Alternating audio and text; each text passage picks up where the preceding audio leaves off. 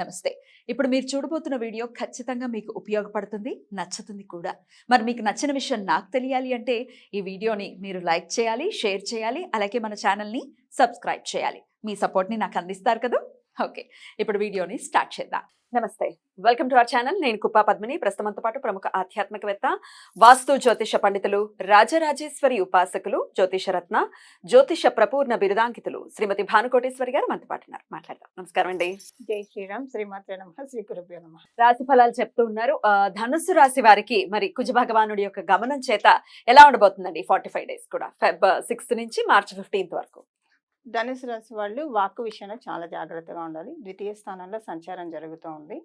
వీళ్ళ మాటల వల్ల కొన్ని రిలేషన్స్ పోగొట్టుకునే అవకాశం ఉంది. సో అంటే జనరల్గా ధనుసు రాశి వాళ్ళు ఎవరిని నొప్పించరు. నొప్పించక తానవ్వ కన్న చందానే వాళ్ళు ఉంటారు. కానీ ఒక్కొక్కసారి కాలవశాత్తు కొన్నిసార్లు తెలియకుండానే టంగ్ స్లిప్ అవ్వడం అనేది మానవ సహజం. ఈ సమయంలో అది కొంచెం ఎక్కువగా ఉంటుంది. ద్వితీయ స్థానం అందులో ఆయన ఉచ్చులో ఉన్నాడు కాబట్టి సో కొంచెం ఎక్కువగా ఇక్కడ ఆయన వ్యయాధిపతి కూడా అయ్యాడు. పంచమాధిపతి వ్యయాధిపతి అయ్యాడు. అందువల్ల ఏంటంటే ప్రత్యేకించి పిల్లలతో మాట్లాడేటప్పుడు ఎవరైతే వీళ్ళు స్నేహితులుగా భావిస్తారో ఆ స్నేహ వర్గంతో మాట్లాడేటప్పుడు ఇరుగు పొరుగు వారితోటి, కొలీగ్స్ తోటి, ఎవరితోటి మాట్లాడేటప్పుడు అయినా సరే కొంత జాగ్రత్తలు పాటించాలి. పాటించకపోతే కనుక వీళ్ళకి కొంత డిస్టర్బెన్సెస్ రావడానికి అవకాశం ఉంది. కాబట్టి ఈ విషయంలో కొంత జాగ్రత్తగా ఉండాలి. ఫైనాన్షియల్ గా మనం చూసుకుంటే కనుక మంచి కాంబినేషన్. ఆయన ద్వితీయ స్థానంలో ఉంటూ పంచమాధిపతి కూడా అయ్యాడు కాబట్టి వీళ్ళు అనుకున్నవి అమౌంట్స్ ఏమన్నా పెండింగ్ ఉంటే అవి రావడానికి, ఎందుకంటే అక్కడ మకర రాశి కాబట్టి పెండింగ్ అమౌంట్స్ ఏమన్నా వీళ్ళకి రావాల్సిన చేతికి రాకుండా ఉంటే అవన్నీ రిలీజ్ చేయించే స్థితిలో కుజ భగవానుడు ఇప్పుడు ఉన్నాడు. అలాగే పిల్లలతోటి కొంచెం ఆర్గ్యుమెంటేటివ్ గా మాట్లాడడం ఎక్కువగా ఉంటుంది. ఇప్పుడు పిల్లలు కూడా వీళ్ళకి కొంచెం రిపెంట్గా సమాధానం ఇచ్చే ఛాన్సెస్ కొంచెం ఉంది. సో ఇలాంటివి కూడా కొంత ఇప్పుడు చోటు చేసుకోవడానికి అవకాశం ఉంది పద్మిని. అయితే కొంత హెల్త్ పరంగా కూడా ధనుసు రాశి వాళ్ళు జాగ్రత్తలు తీసుకోవాలి.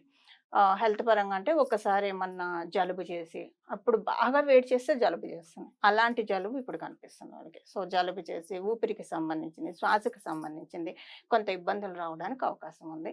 ఈ విషయంలో కొంచెం జాగ్రత్తగా ఉండాలి. ఫైనాన్షియల్గా అయితే అబ్సల్యూట్గా క్లియర్గా ఉంది, ప్రాబ్లం ఏం లేదు. కాకపోతే ఈ విషయాల్లో మటుకు కొంత జాగ్రత్త తీసుకోవాల్సిన అవసరం ఉంది. ఇప్పుడు ఉదాహరణకి బాగా చాక్లెట్స్, ఐస్ క్రీమ్స్ తినే అలవాటు ఉంటే వాటి వల్ల జలుబు ఎక్కువ చేస్తుంది కాబట్టి కొంచెం ప్రయత్నపూర్వకంగా దూరంగా ఉంటే అప్పుడు ఈ పాయింటే ఉండదు కదా. ఎందుకంటే ఇప్పుడు మనం ఇంకా మాఘం అంటే జనరల్గా సమ్మర్ పూర్తిగా స్టార్ట్ కాకపోయినా ఇంచుమించు సమ్మర్ స్టార్ట్ అయినట్లే మనకు అనిపిస్తూ ఉంటుంది. సో సమ్మర్ స్టార్ట్ అయినట్టు అనిపిస్తూ ఉంటుంది కాబట్టి కొంచెం ఇలాంటివి తినడానికి క్రేవింగ్స్ అన్ని ఇప్పుడు బయటకు వస్తూ ఉంటాయి. సో ఆ క్రేవింగ్స్ని కొంత కట్టడి చేసుకోవాలి, కంట్రోల్లో పెట్టుకోవాలి. పిల్లల్ని డెఫినెట్గా కంట్రోల్ చేయాల్సినటువంటి పరిస్థితి ఉంది. పిల్లలు అయితే కంట్రోల్లో ఉండరు కాబట్టి. రైట్ అండి. వైఫ్ అండ్ హస్బెండ్స్కి ఎలా ఉండబోతుందండి? వైఫ్ అండ్ హస్బెండ్కి ఏ ఇంపాక్ట్ చూపించట్లేదు పద్మని. ఈ సంచారము ప్లస్ చేయట్లేదు, మైనస్ చేయట్లేదు, నార్మల్గా ఉంది, బ్యాలెన్స్డ్గా ఉంటుంది, న్యూట్రల్గా ఉంటుంది. రైట్ అండి. అయితే ఇక బిజినెస్ చేసే వాళ్ళకి ఎలా ఉండబోతుంది ఈ పీరియడ్?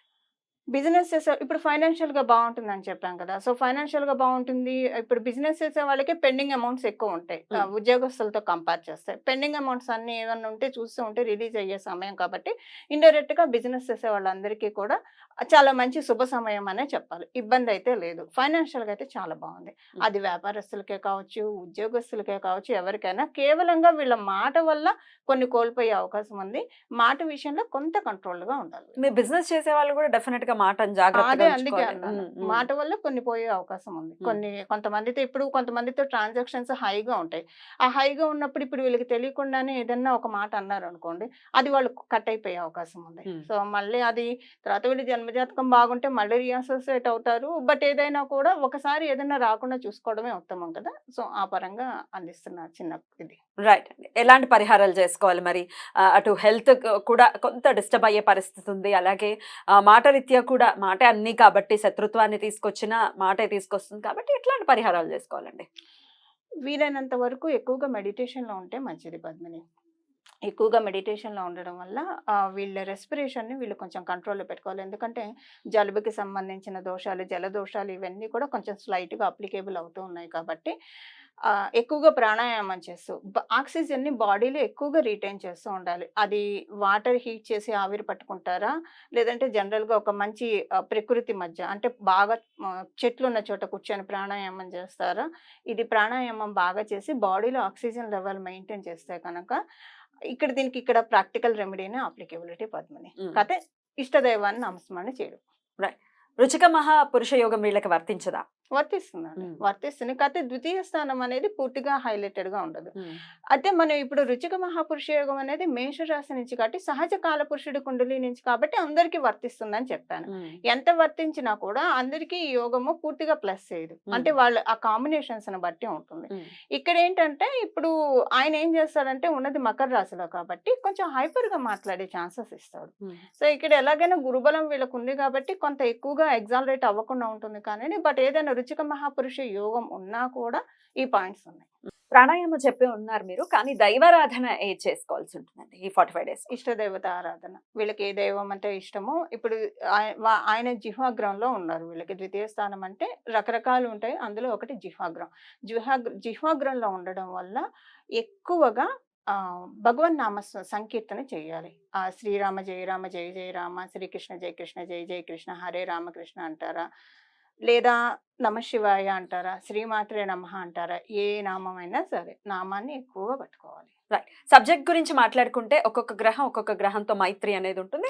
గ్రహ యుద్ధాలు మీరు చెప్పారు, శని భగవానుడికి అలాగే కుజ భగవానుడికి పడదు అని. ఇట్లా కుజుడు ఏ గ్రహానికి వింటాడండి? గురువుకి.